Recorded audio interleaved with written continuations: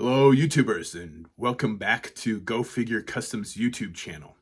I am Brian from Go Figure Customs and General Geekery podcast. If you follow the channel, you will notice that JD and I did a episode of General Geekery yesterday on some new Marvel Legends figure announcements. Season 2 of Fallout dropped, and of course, the big one, unboxing of the new Loyal Subjects mask vehicles and figures. It's unboxing is kind of a mixed bag because, especially with vehicles that need stickering and be put together, I don't think it's a very effective way to review toys. If it's just a figure, like a G.I. Joe figure coming out of the box, it's not such a big deal. But something a bit more complicated like these mask vehicles, I think a more in-depth review is warranted. So that's what I'm going to do today. I think, to me, the mask stuff seems one of the more hotly debated products at the moment. I think a lot of that's due to the fact of who's making it, which is Loyal Subjects. I don't have any other stuff by Loyal Subjects. I don't follow any of the other brands, any other licenses, vintage or otherwise, that they have. So I don't have any experience with them. But from what I gather from social media is they are not timely and they tend to have a lot of QC issues, quality control issues. And that seems to have translated over to the mask line, just based off of social media. I've seen a number of complaints, including myself, on the delays for the mask vehicles. These were originally supposed to be out in August of 2025, and that got pushed back to November for the basic vehicles, which were the renamed Rhino, Thunderhawk, Condor, and renamed Switchblade. And then December for the Big Bad Toy Store Deluxe bundle, which also included the Deluxe Rhino set, which had the Scott Tracker and T-Bob figures. I went for the Big Bad Toy Store bundle, which had the Rhino with Scott Tracker and T-Bob. I figured if I was going to spend that kind of money, I was going to go all in on it. And so that's what I did. I got mine day before yesterday, but I was on duty, so I wasn't able to get to it until last night. I did unbox them to find that I only had a couple of these when I was a kid, so I didn't read the instructions on the show last night, so I didn't know how to do some of the features, plus all the stickers that needed to be applied. So it wasn't a really good review. We've also talked about like the price point on the show of these vehicles. And I'd mentioned some of the stuff that I'd seen on social media before about the prices being comparable to what they were in the 80s. And I decided to fact check that as well. So I did that as well. So we're going to talk about that on this particular episode. So let's get right to it. I'm going to switch over to a different view, and we're going to start looking at some of the other stuff. Actually, you know what? Let's look at the box. We're going to start with the boxes. When I review toys, I always do talk about three big things. In general, one is packaging, two is playability, three is customizability, because I am, if nothing else, a customizer. I I don't customize all my toys. This particular room is my custom domain. So everything in this room is a custom figure. The room behind me is where I keep my collection. So I have a fairly decent collection of stuff that I haven't customized.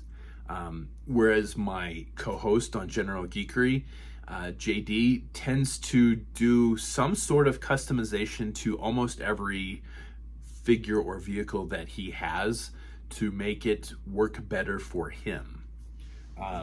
Whereas I either go all in on customization and make it like prime it, paint it, sculpting everything start to finish, or I tend to leave it as it was when I got it out of the package, with a few exceptions being like the G.I. Joe figures. They're the figures that has the weapons that Hasbro puts with the classified figures, quite honestly, are shit. So I will replace them with other 1/12 scale custom weapons from various lines. Other than that, I tend to leave my collection stuff as it came. So let's look at the box. I'm going to start with the what is affectionately referred to, originally referred to as the Switchblade. I had the packaging here. Oh, I moved it. Hang on a sec. Of course, this is definitely one of the things the fans have their panties in a knot about, is that it isn't called the Switchblade anymore. It's called the high-tech helicopter. Of course, the reason for that, I would have to assume, I haven't seen anything from Loyal Subjects saying otherwise, is the fact they couldn't get the trademark for that. Honestly, if you're keeping it in the box, if you're a mint and box collector, and I do have not as much. I used to be a fairly like 50-50, like keeping stuff in the box versus opening it. But that's changed the last couple of years since I've redone my collection room. So I mean, I get it. If you are a mint and box collector, you want the new thing, you want it to say Switchblade. I can kind of see that. This box is probably going to go in the garbage later today. This is going to go in a display case for the moment. I'm kind of waiting to see how far this line goes. I'm contemplating doing some sort of display, like diorama display with these vehicles and figures once the line either finishes or they make all of the vehicles, which I'm kind of hoping they do. But I haven't decided yet. But to me, I think you're splitting hairs on bitching about whether this is called the Switchblade or whether it's called the high-tech helicopter. Loyal subjects are no stranger, are not the only ones that have had issues getting losing trademarks or not being able to use trademarked names. The biggest, most obvious example of that is Hasbro has lost their own trademarks to some of their G.I. Joe names. You look at the long history of G.I. Joe figures that have come out, and you will notice that a lot of the figures have had to be renamed or have their file name in with their code name because Hasbro lost those trademarks to their own product. I'm sorry. I mean, it's like if the major corporation can't keep their own trademarks, imagine how hard it is for a small company like Loyal Subjects to get every trademarked name. So, you know what? Whatever. The box is very, very nice. It's a very glossy finish on the box. I mentioned on the show that I had some of these vehicles as a kid.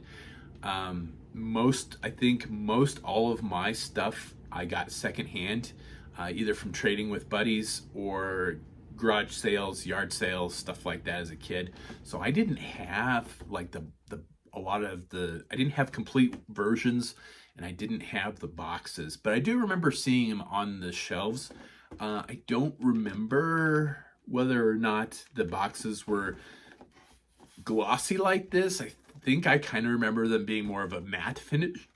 Excuse me, more of a matte finish. But you know, I don't know. For the mint and box collectors, I think a nice glossy finish. I mean, you can see the light reflecting off of that. I think a nice glossy finish is a nice step up from a matte finish. The front of the box has pretty much, I think it's the same art as, well, no, I don't know. Like I said, I didn't have a lot of these as a kid. I don't have any of the vintage stuff now in my collection. So I am kind of jumping back into this as an adult collector without as deep of knowledge as I have with like Star Wars and G.I. Joe. But anyway, it is in 3 languages on the box. So we've got the tri-language stuff here. Picture of Miles Mayhem with both versions of the mask that he comes with. On the side, it shows the different modes, which says the sleek helicopter and rotor spins automatically by pushing button. So it does have an action feature. On the top panel, we have sleek helicopter quickly converts to lethal pursuit airplane with wing-mounted energy lasers. On the other side, it shows the pursuit airplane. Wings automatically snap into place. On the bottom, we've got pictures of the cockpit open with a figure sitting in it. And then it shows that it comes with a action effects specific missile, which I have right here, which is super cool. And we'll look at that a little closer. And then it shows the missile that fits in the bottom of the helicopter / airplane that drops out with push of a button. On the back, it has a nice picture of the toy in the plane form and arrows pointing to all of the different features. That one is rotatable helicopter blades, canopy opens and closes, realistic cockpit details, Miles Mayhem with Viper masks. So you've got 2 different masks, and we'll look at those a little bit more closely here momentarily. One has an action feature sculpted to it and looks more like the mask that came with the original figure, and then a mask that to me looks more like what it was supposed to originally, based off the cartoons and the comic books. Powerful hidden missile hidden underneath fuselage. Landing skids have hidden energy bolt launchers, and then it has 3 blast effects. So 2 for the forward cannons, the dual laser cannons that retract in and out of the fuselage. It also shows the thruster, which is on the back, and tail fins automatic release when raised. So that's the box. So yeah, let's look at the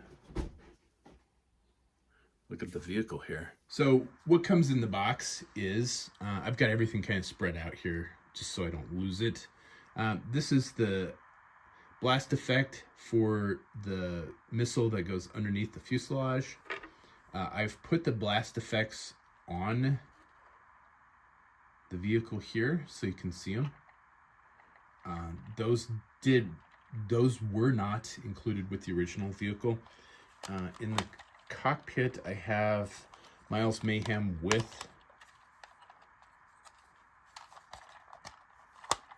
Can get a thumbnail under there. There we go. With the with the regular mask on, and then he has the mask with the effect, which is pretty cool. The mask is Viper. I don't remember the specific like cartoon power. I think it sprayed acid. Might be wrong about that. So what is really nice about these figures is the sculpt and the paint job is phenomenal on these, and they're highly articulated. So you've got ball jointed shoulders, you've got ball jointed hips, you've got double jointed knees. Is there torso articulation? No torso articulation.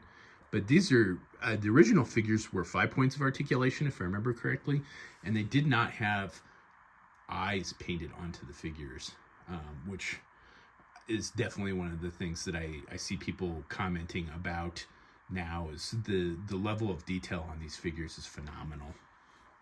So we're going to give him back his mask, and then put him back in the cockpit here.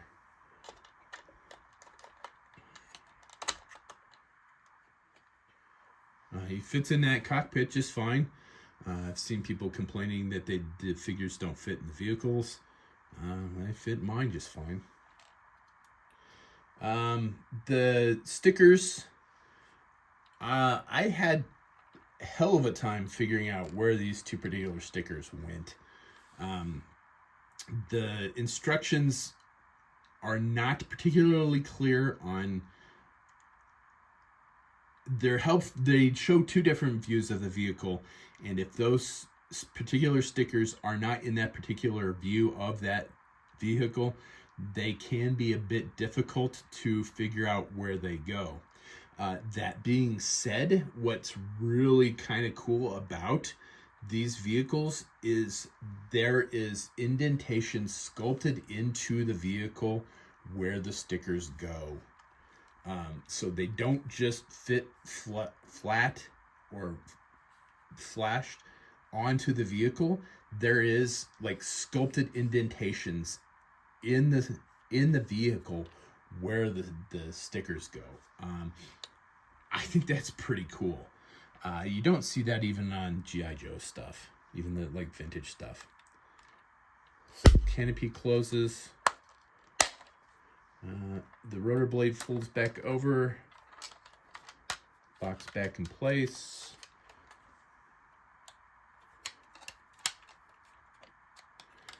Tail fin comes over, so that should have released that. Oop.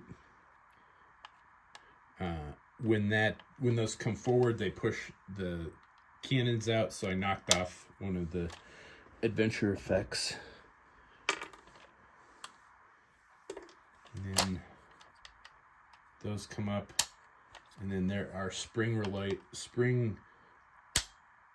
release on the guns in the landing skids. And there is plane mode. There's the missile. Oops. Hang on a sec here. There's the missile. You can see the button here to release it. Just going to do that. It's going to hit the floor. Boom. And then we're going to put the adventure effect in there, which there's a hole in the bottom. It just pops in there. There you go. Pretty cool. So, let me pick up that missile off the floor.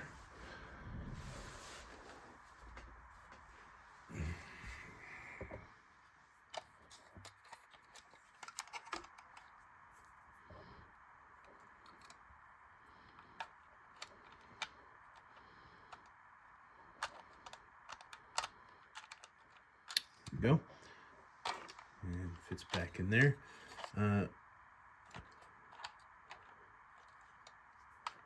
There is a release here. Oh, no, that's not it. Well, fold down the tail and then push the button in, and the blades pop out. So that goes like that. The wings sweep back and clip into the fuselage, and then those go down, and you can push the 4 laser cannons back in place,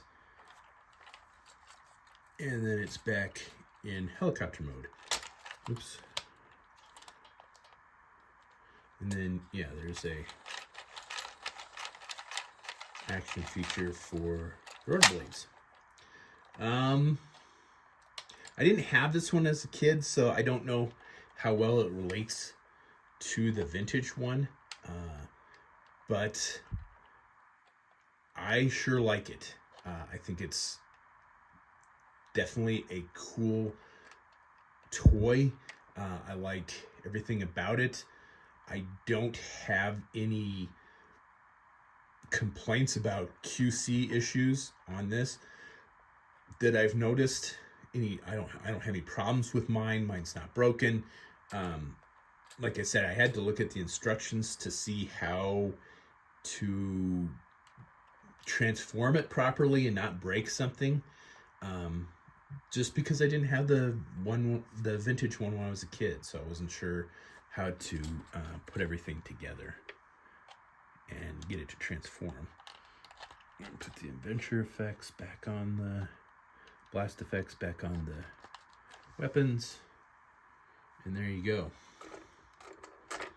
And that is the Switchblade, or as they're calling it, the high-tech helicopter.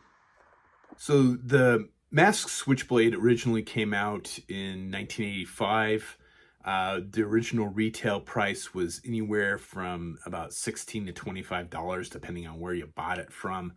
Roughly translates to about $50 or $60 today. The loyal subjects, Switchblade is retail available at Big Bad Toy Store. I think it's exclusive through them, or is it? I don't know. Anyway, it's $89.99 through Big Bad Toy Store. Keep in mind that the toys were originally produced by Kenner, which had the ability to mass produce these things, thereby making them the price point significantly lower. They did not come with the blast effects and 2 different masks, so they just came with 1 mask. Although Miles Mayhem did have 2 different masks at one point in time, but I think that was a production run change. I'm pretty sure it only came with 1 mask at the time. So, I mean, yes, they are more expensive than what they were in the 80s, but I think people want 80s toys at 80s prices, and that's just not going to happen, especially in this economy. You've got tariffs to think about. Plus, the original mask toys were definitely aimed at kids, whereas this particular line of toys is definitely aimed at adult collectors. So, I mean, and it's made by a smaller toy company, which does not have the resources to mass produce these, to lower the price point on these. So that is definitely one of the things that we talk about a lot on General Geekery, is anything made by a smaller toy company is going to be more expensive just because they are not able to mass produce it to get a lower price point. Also, you have to consider who they're marketing these to, which is adult collectors like myself. So there is that as well. Moving right along, let's look at another one of the vehicles. Let's look at, let me get that out of the way. Let's look at the Thunderhawk, which they were able to get the trade mark for that. This is pretty, again, it's a glossy box. Does say Thunderhawk on the box, so they were able to get the trademark. Back shows retractable blasters in the doors, realistic cockpit, doors convert to wings, pop-up rear stabilizer, dual jet thrusters, pull the trigger, 2 stun bombs release automatically, disc shooter clips onto bottom axle, matte tracker with spectrum masks, and it comes with 2 blast effects. On the bottom of the box, it shows the gull wing doors open with the blasters extended and the recesses for the 2 stun bombs. Caption is rear stabilizer and dual jet thrusters, wing mounted infrared blasters, and 2 powerful stun bombs under fuselage.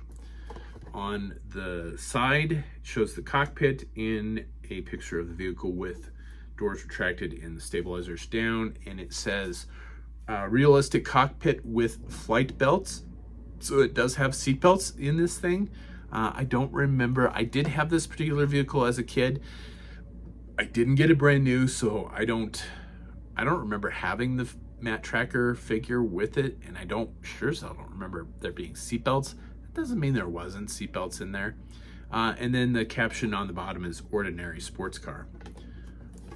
On the other side of the box, it says firing disc launcher and flame effects attachments. So the flame effects plug into the thrusters on the back of the car in jet mode. On the top, it shows the vehicle converting. So sports car quickly converts into a fighter jet with gull wing doors and infrared wing blasters on the top. So all in all, I think it's a nice box. If you're a mint and box collector, it's going to look good on the shelf. If you're just keeping the boxes or if you're keeping the boxes along with the toy, it's going to look good on the shelf. Again, I used to, at the very least, I used to keep boxes like this. When we did the general geekery questionnaire, and I took that, one of the questions on the questionnaire is name one thing that you should really throw out. And that thing that I chose was all of the empty boxes that I have for all of the toys that I own. So yeah, as part of that, I don't keep the toy. I don't keep boxes anymore, with very rare exceptions. I open almost all of the toys I have. I don't keep anything specific. I very rarely get something to keep it in the box anymore, or on the card, and all the boxes go straight into the trash pretty much nowadays. Okay, let's look at the Thunderhawk. Actually, before we do that, let's talk about the other stuff first. The Thunderhawk, I believe, came out again in 1985 with in the first wave of vehicles. It originally retailed for about $13, which is roughly retailed 13 to 15 bucks. In today's money, roughly $38 to $40. The Loyal Subjects is a $60 vehicle. So Yeah, I can kind of see where people are coming from, saying these are super expensive, even compared to the vintage ones. Yeah, I think that's something that can be argued all day long. It just depends on which side of the fence that you want to be on. Do you feel that the extra money is that Loyal Subjects has put out a vehicle that warrants paying the extra money for it? Because you are not going to get a vintage one for $50 to $60. I did do a couple eBay searches just to see what some of this stuff is going for, and as with anything, the prices are all over the board. It depends on the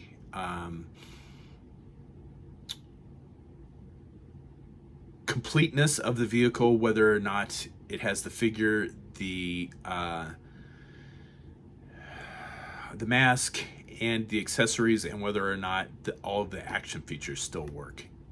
So the one thing I will give Loyal Subjects is the figures are significantly better than the vintage ones. These are not straight repaints. These are complete new tools. So nothing is being reused from the vintage one. These are all designed from scratch. That in and of itself is going to increase the price point as well. If these were just retools, they could have been a little cheaper, but I appreciate the fact that Loyal Subjects started over from scratch on these. So, but again, that increases the price on these. So yeah, without further ado, let's have a look at that Thunderhawk. So here it is in sports car mode. I did get the stickers on it last night. That's why the tweezers are here.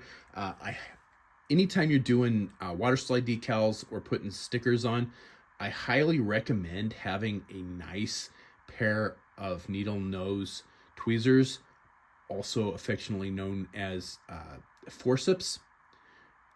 Medical quality. These are ones that came out of one of my kits that I had in Afghanistan. But you can get them fairly cheap off of eBay. But I highly recommend anytime that you're putting stickers or water slide decals, get yourself a nice pair of needle nose tweezers or forceps. All right. So there it is with all the stickers on it. It does have, so here's one of the things that I think people are complaining about. I think the bumper could sit a little lower in the vehicle mode because you do have nice clear plastic over the tail lights, which I think is pretty cool. But at the same time, it's got to be up high enough for you to see the mask license plate. There is a little play in there. Man, I think you're kind of splitting hairs when you get into complaining about that. I've also heard that the button doesn't work the doors very well. Yeah. I don't know. Let's do that again.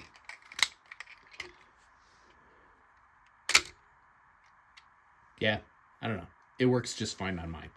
And then the other thing that I've seen people complaining about is that the springs are not strong enough to hold the doors open.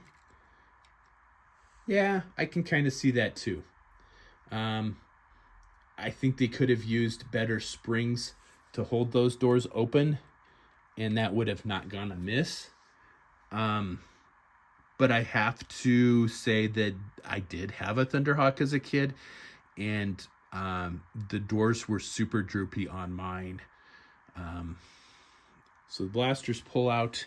So to me, is it a big deal?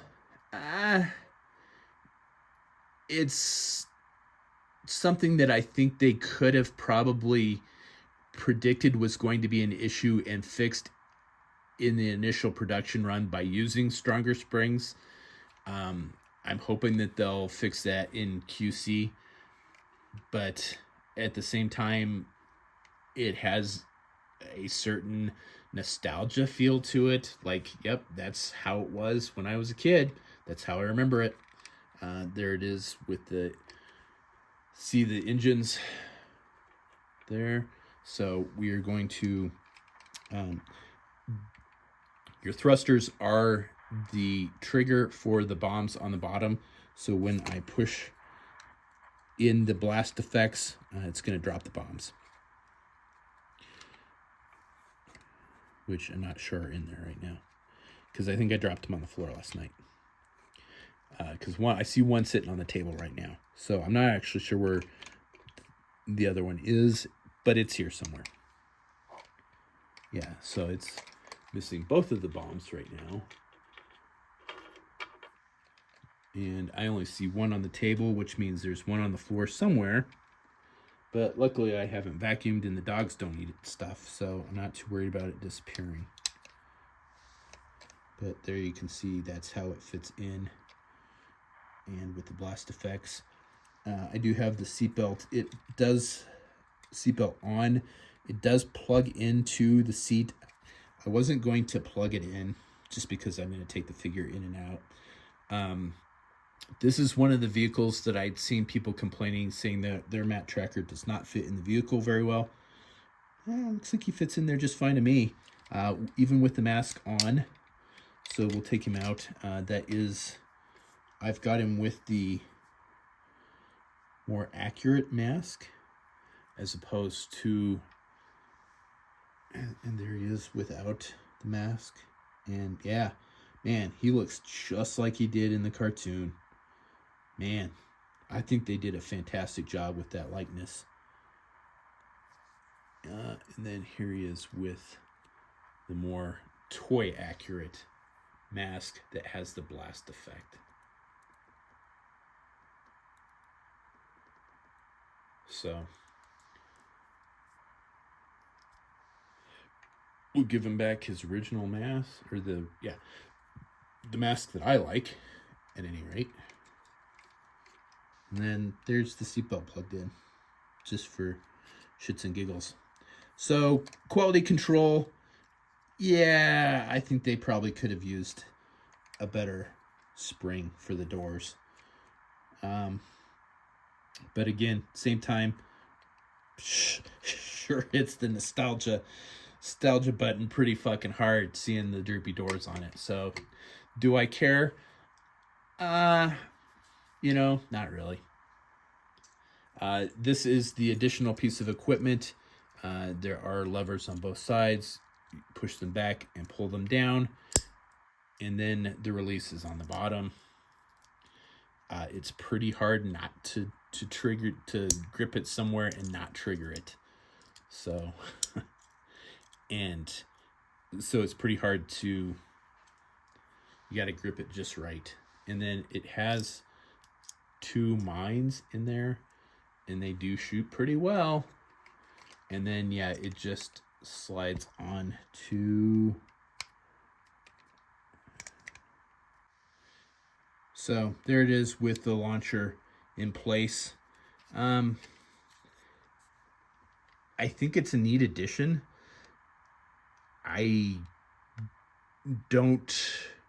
Pretty sure it didn't have it as a kid. Or that was a feature on the original one. Do I need it as part of this vehicle? Not really. I will probably not display it with that piece on there. And I definitely will worry about losing those bombs. So is it a neat addition? Yeah, sure. Is it needed? Not really. Oop, there you go. There it shot. It's pretty easy to trigger. So overall, is it worth the price? I think that it is. I think the people are going to be put off by the droopy doors.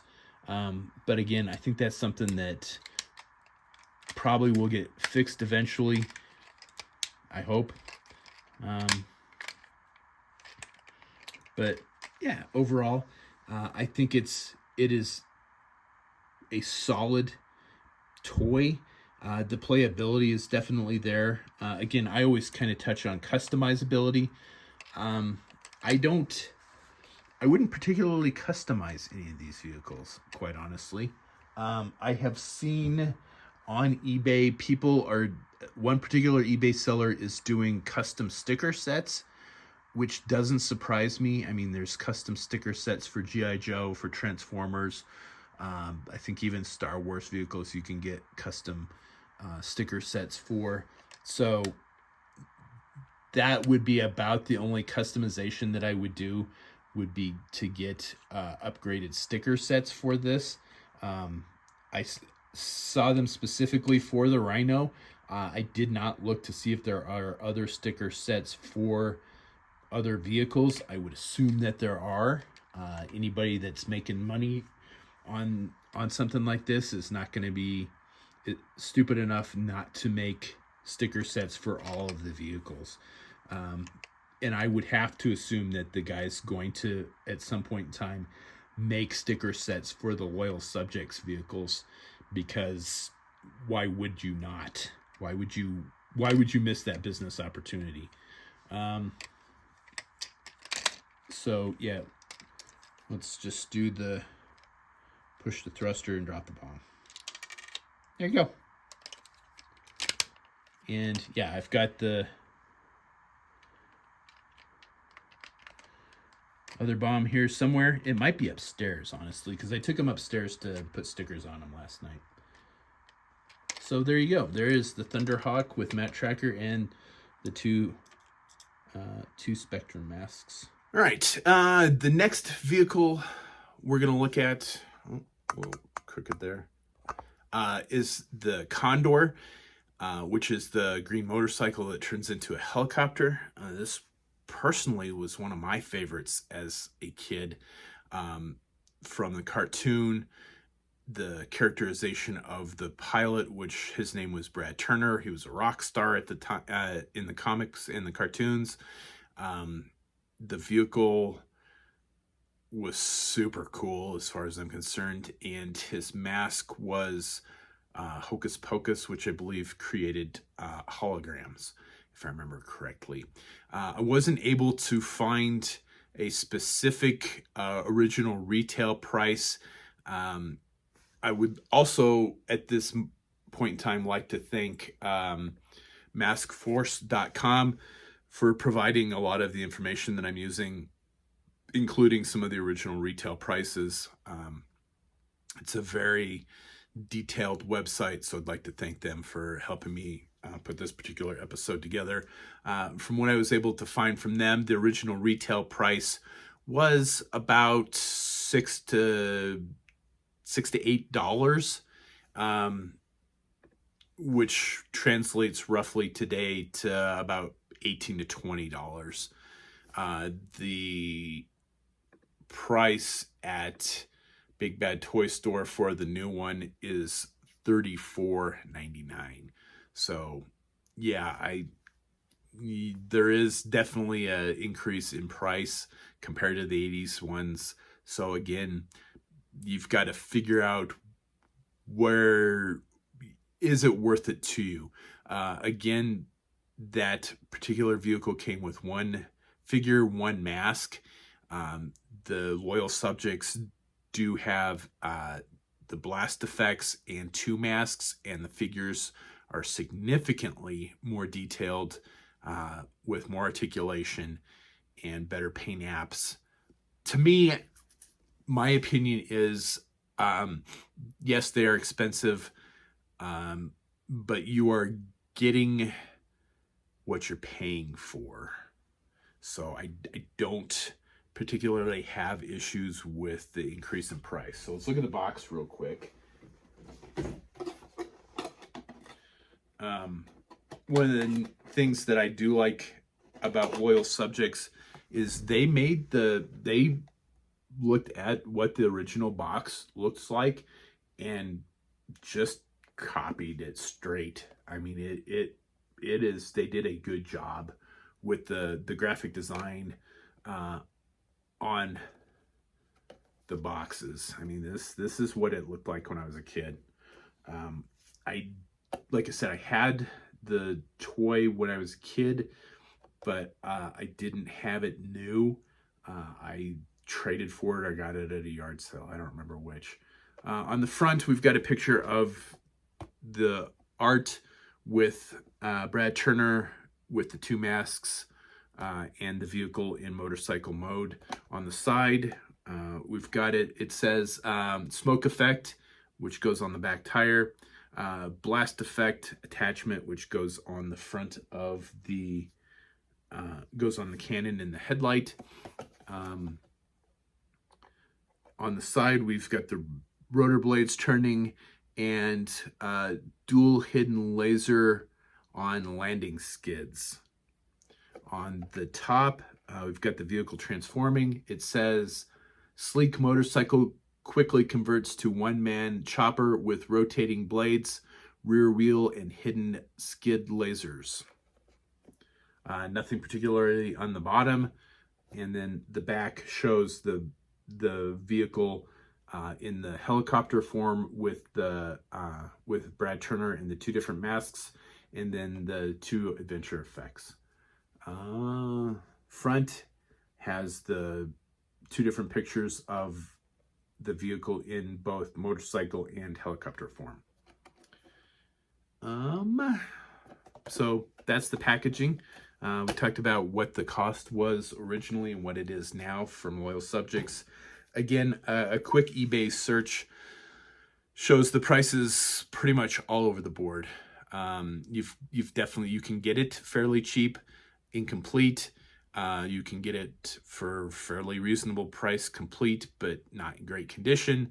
And anything complete and in mint condition is going to cost you an arm and a leg, significantly more than what Loyal Subjects is charging for a brand new one.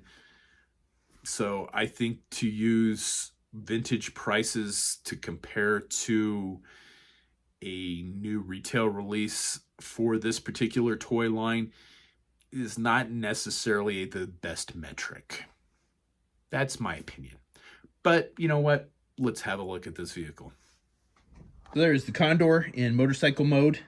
I don't know about this. So the gun in the headlamp is spring loaded because you can push it down. I don't know if it's supposed to be hidden in motorcycle mode or if it's just supposed to be up all the time, but mine is up all the time. So is that an issue? Maybe. I don't know. I don't know how it's supposed to be. Here's Brad Turner with the Hocus Pocus mask. The more like I keep saying accurate mask, but accurate to what?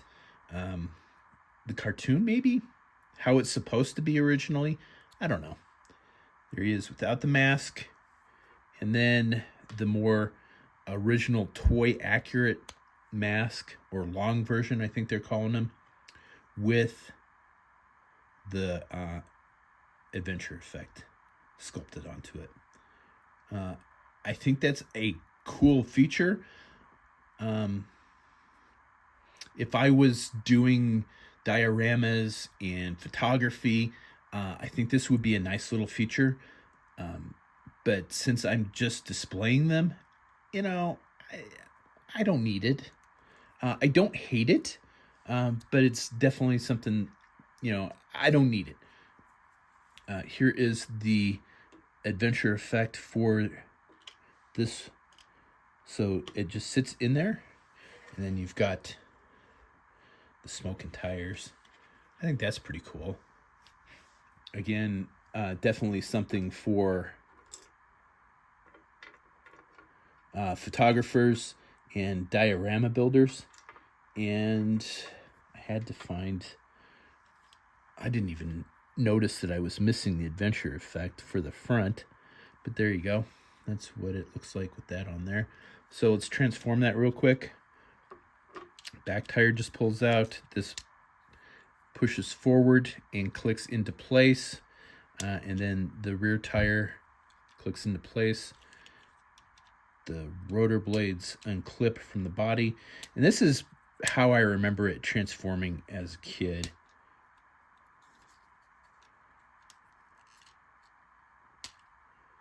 One of the QC issues I'd seen was that the rotor blades didn't rotate.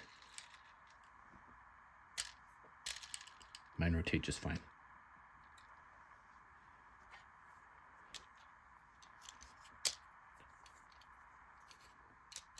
And it is spring-loaded, by the way.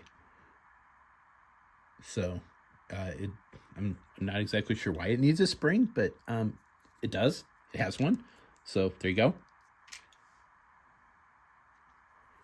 So, there it is in helicopter mode. The back part of that extends for stabilization. It did that on the original one. It doesn't really need it on this updated version. So, but it does still have that feature like the vintage one did. So, awesome. There you go. That is the Condor in helicopter mode. And then we'll transform it back.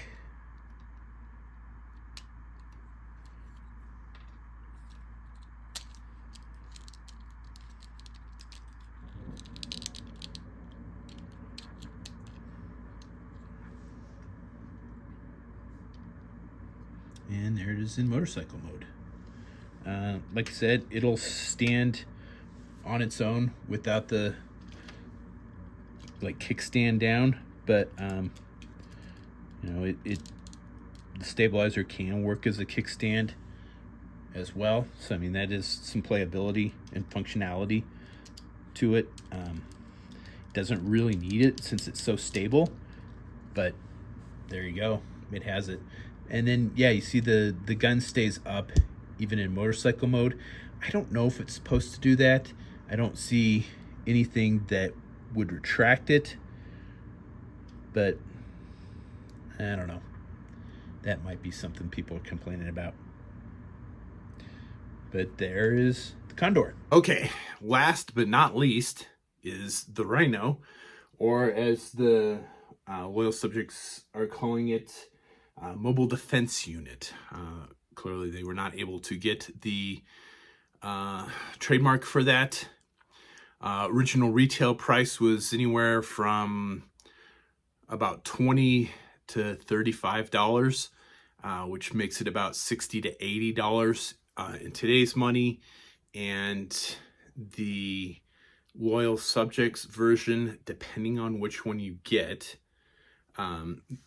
just the standard one is $124, and then the one with Scott Tracker and T-Bob, which is exclusive to Big Bad Toy Store, is $175. I think they were a little cheaper if you bought the bundle, but I'm not 100% sure on that.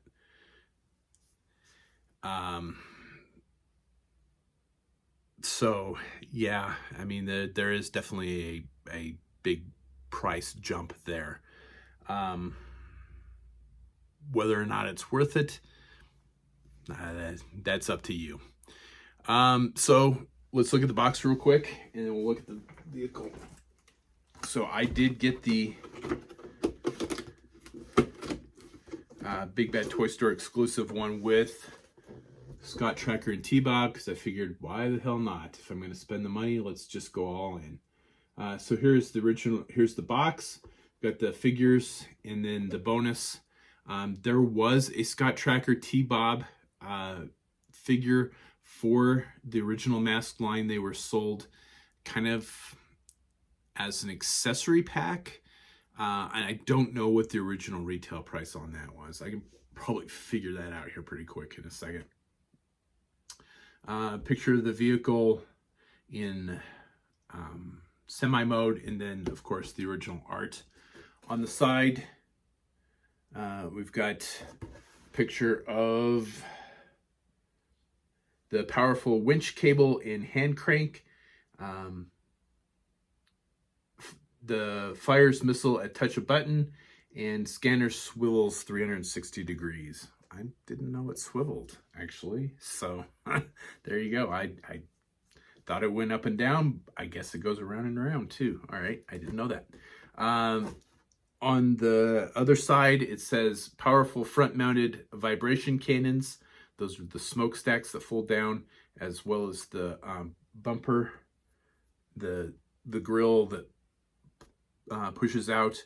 There are smoke effects for the smokestacks, which I think is pretty cool. And then powerful front ram bumper. Bottom shows ejection seat for the unwelcome passengers.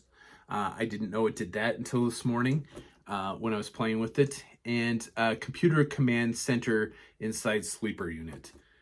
Detachable all-terrain vehicle with dual suspension and bulletproof shield is also listed there. On the back, we've got the vehicle in its transformed mode with pictures of Brusetto and Matt Tracker and Scott and T-Bob, as well as the adventure effects, and then all of the details saying specifically what each piece is. Brusetto, of course, does come with lifter mask, and Matt Tracker, which did come with the original Rhino, has the Ultra Flash mask. So they were able to get the trade names for trademarks for those specific masks. One of the QC issues that I've been seeing people bitch about on social media is that the gas tanks are on upside down. Mine are not. Mine are just fine. So I don't know what people are bitching about. Mine is just fine. So that is the box art. We did talk about the original retail price and the price at Big Bad Toy Store. So without further ado, let's have a look at the vehicle itself. So here is the Rhino. I've got T-Bob here. T-Bob does fold down, so it says to transform him, you push down on his head, which I don't want to do because it'll blow everything off the table. So it folds down, his arms extend. They don't really flex. I mean, they flex a little bit, but they're not functional. I didn't have this particular one when I was a kid, but I think the functionality is probably about the same. The head does swivel, so that's pretty cool. And then there are foot pegs on the back for Scott to ride when he's in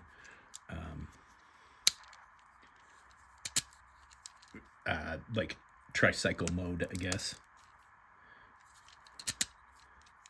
I think it's a good homage to the original figure. I think that's about all I can say about that. I didn't have it as a kid. There is Scott. They did go with the 5 points of articulation and a T-crotch on Scott. Not really surprising that they only did a 5 points of articulation for him. Sure would have been nice to see him fully articulated. That being said, do I care that much? You know what? It's going to go on display. I'm not going to play with it a lot. I probably wouldn't have played with Scott and T-Bob a lot to begin with. Do I need a fully articulated Scott Tracker figure? I probably don't. I can probably live all my life and be just fine with what I've got. I have the winch here. I see how the winch is supposed to sit in there. Oh, my airbrush is going off. But I don't know. It doesn't look quite right. So I'm not 100% that's how the winch is supposed to sit there, but for right now, it works. The back metal chrome on this thing is phenomenal. They did a fantastic job. I didn't have this when I was a kid. I don't know if it had, I think it did have some sort of like vac metal plastic to it, but I don't honestly remember. I don't know. I know I've seen one in person, like at toy shows or conventions, but I've never like held one and played with one, so I don't know. Let's look at some of the action features on this. There's some buttons behind the sleeper cab. The left button, here, let's move stuff out of the way. The left button does the bumper, and then the right bumper does the ejection seat. So it has a seat here that you push in, and you can hear it lock in place, and the door closes. Here is my QC issue for this particular vehicle. The smokestack doesn't stay up on the right side very well. Looking at vintage ones on like Google Image and eBay, this was a common problem even with the vintage ones. So again, is this something that I, as a customizer, I can fix? Yeah, it probably is. I think if I put just a little drop of glue, either hot glue or some super glue in there, and keep moving the piece until the glue dries, it will create a little bit of a barrier in there that will hold this in place, but will still allow me to retain the functionality of it. Should I have to do that on a new toy? Yeah, I can kind of see people bitching about this, but honestly, this was a problem inherent to the vintage vehicle. So to see it on the updated one, I'm not surprised, and I'm not disappointed. Is it annoying? Not really. No, it doesn't bother me that much. The door opens on the driver's side as well. To transform it, pull the smokestacks out and then aim them down. And they stay in position that way pretty well. So I think that's nice. And then here, let's kind of, I've got everything all spread out here. The sleeper cab pulls back. It's kind of hard to do while I'm on the camera too. So the sleeper cab pulls back. The ramp folds down, that folds up. And then, yeah, the radar dish, it does spin. Look at that. I didn't even notice that. How about that? All right. And then the missile is spring-loaded. To launch it, there is a button on the bottom. And there it goes. It is pretty well spring-loaded. I will give them that.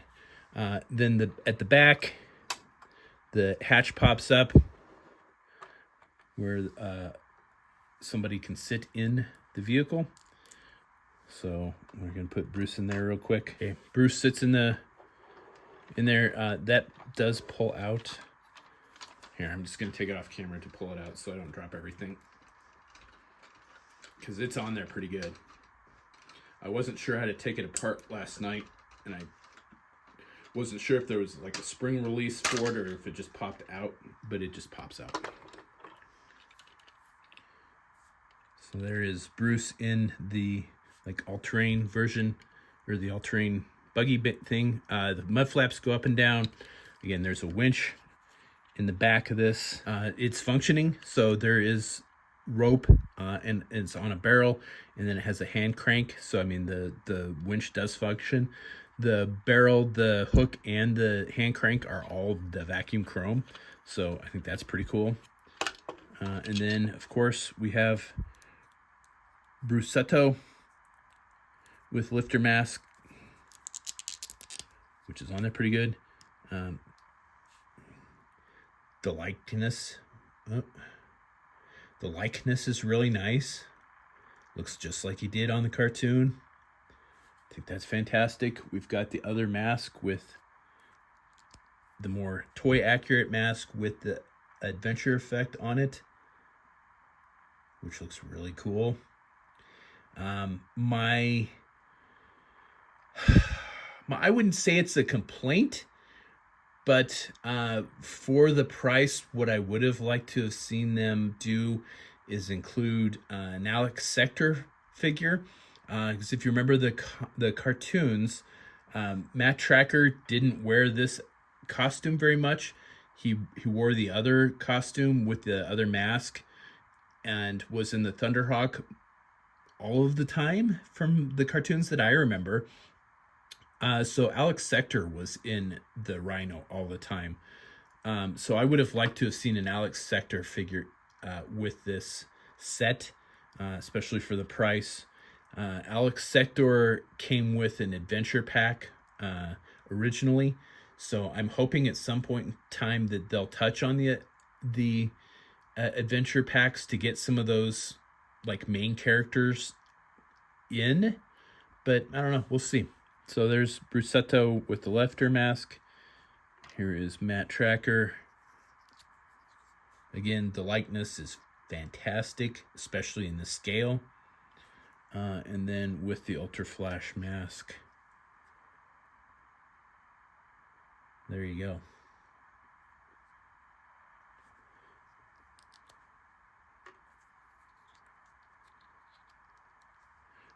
They do fit in the vehicle just fine. This figure does not have double jointed knees like a couple of the other figures have had double jointed knees, but he only has the single joints. Like I said, it's not that big of a deal. I think it probably would be nice, but it's not not a deal breaker.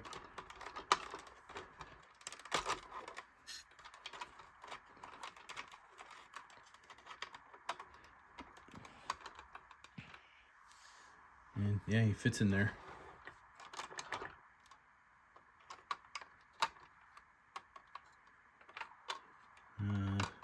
Let's put the smokestack effects on there real quick so we can see what that looks like.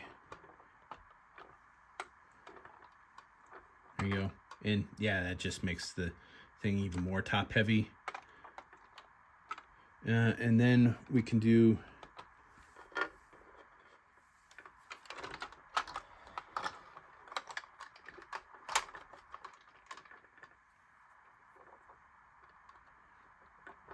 the blast effects.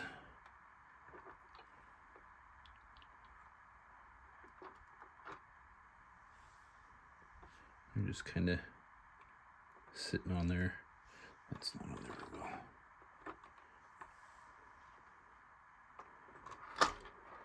So there are the blast effects. I think I'm not usually a big fan of blast effects. I've got a bucket full of them that have come with Iron Man figures. I've got barrel effects that have come with G.I. Joe and Monster Force figures. All of those go into a bucket of accessories that I don't ever use. However, on the mask stuff, I really kind of like it, and may actually use it, use the effects while displaying the vehicles, because I think it does actually look pretty nice.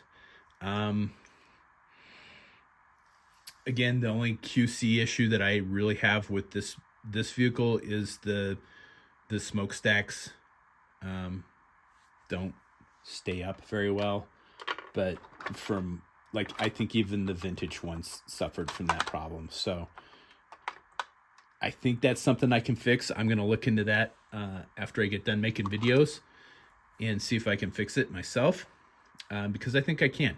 I think just a little dab of hot glue inside the body is going to fix that. So there you go. But there is the Rhino.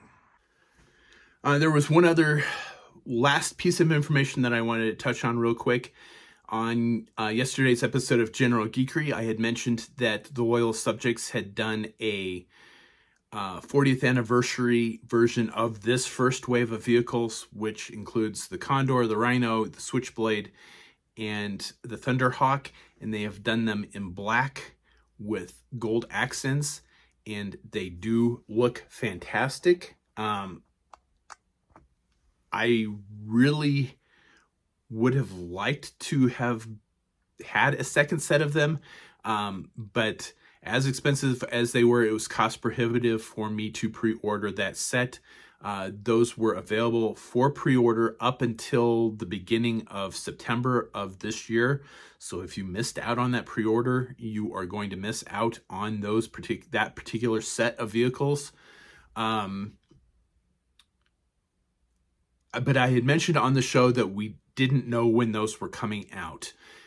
This morning, I saw something from Loyal Subjects saying that, actually from another toy page, saying that Loyal Subjects have put out an announcement saying that the 40th anniversary mask vehicles will be coming out in the end of February next year.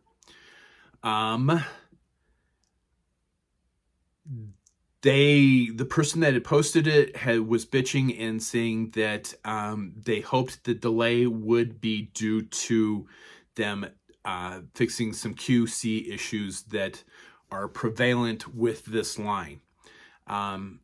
So that is a delay of 2 months. That is a shipping delay. That is not a let's take something back and fix a QC issue. 2 months is about how long it takes to get something shipped from China to the United States on a boat, get it through customs, process it, and ship it. That is not let's take something back to the factory and fix a QC issue. Something like that takes probably 6 months to a year. I'm sorry if you are hoping for QC fixes in this 40th anniversary black and gold edition. This is a shipping delay. My guess is they were producing these in sets. So the original figures, the first wave got produced. Then they went back and made the deluxe set with the T-Bob and Scott. And then they produced the 40th anniversary black and gold. And then those get packaged and get shipped. 2 months is a shipping delay. So the other thing that I had mentioned was the Wave 2 vehicles had been announced. That was going to be the Jackhammer, the Piranha, the Hurricane, and the Gator. Yesterday I had said that we have not seen those come up for pre-order. That has not changed in the last 24 hours. Still have no idea when the pre-order for those are going to go up, let alone a production or an in-hand date. And I would take any availability date with a grain of salt, just based off of seeing how things are getting delayed. Just this first wave is getting delayed. I still stand by my theory that a Boulder Hill playset is possible, but probably will need to be crowdfunded so that they can produce that to order. I think that's probably the only way that's going to get made, because it's going to be expensive. So they're going to have to make that to we're going to make, 500 people want this thing, so we're going to make 500 of them. I just, as expensive as these things are, I think that crowdfunding probably is the only way that Boulder Hill playset gets made. I could be wrong about that. It's just a prediction. Let's see where I am on that in a year or two. So there you go. That is a more in-depth review, more detailed review of the figures and vehicles, compared to the like half-assed unboxing that I did on the last episode of General Geekery. If you don't have these in hand and we're on the fence about that, hopefully this helps you make up your mind on whether or not you want them. If you're waiting for yours to show up, hopefully this is enough of a teaser for you to get these. But I have a feeling that if you ordered these the same time I do, you probably have these in hand, or will have them in hand by the time this video is available, or shortly thereafter. As always, please do that fun social media stuff. Like, share, subscribe, comment below. Let me know if you ordered these, if you have them. Do you like them? Do you have any problems with them? What do you think about the Wave 2 pre-orders? And what are you hoping to see loyal subjects do next? And where do you want to see the line go? I know I would be very interested to hear what everybody's thoughts on this particular line are. So put those in the comments below. I do get back to everybody. Maybe not right away, but I do. And as always, thanks for watching.